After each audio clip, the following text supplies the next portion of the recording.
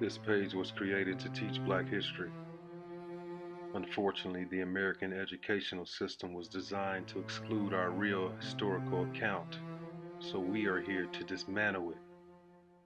It's time to enlighten those of us who have been kept in the dark.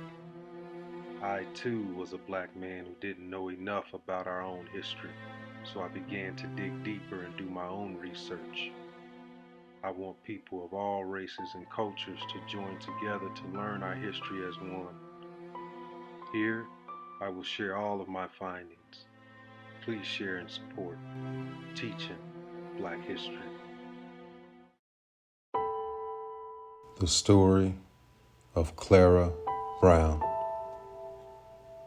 Clara Brown was born into slavery near Independence, Missouri on January 1st, 1800.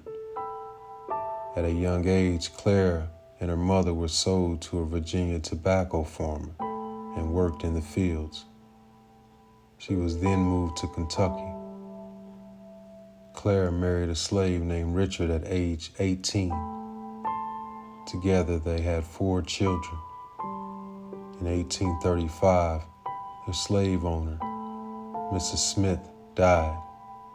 To settle the estate, Brown's family was brought to a slave auction, sold separately and sent to different, distant locations.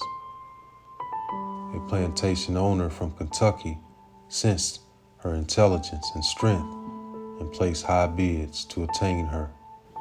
At the age of 56, Clara Brown was granted her freedom as stipulated in George Brown's will. She left the state upon receiving her freedom according to a Kentucky law.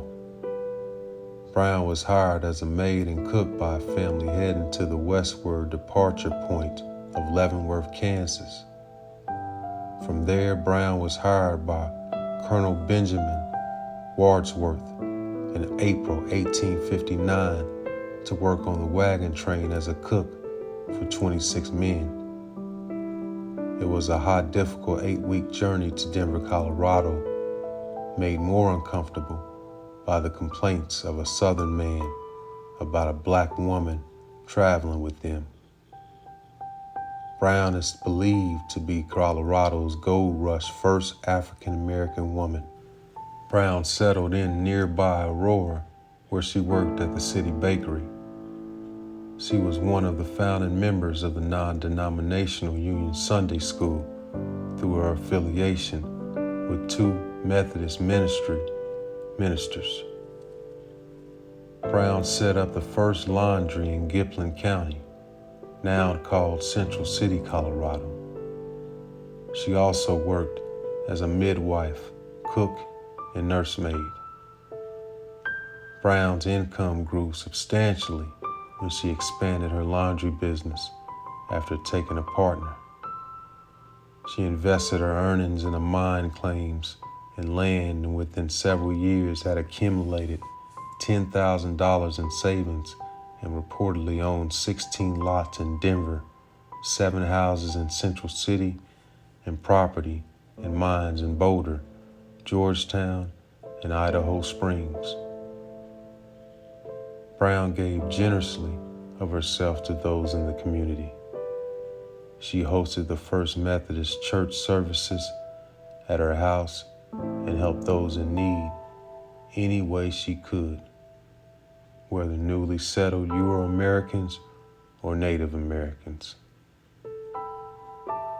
The Catholic Church and the first Protestant church in the Rocky Mountains were built partly through Brown's donations toward their construction.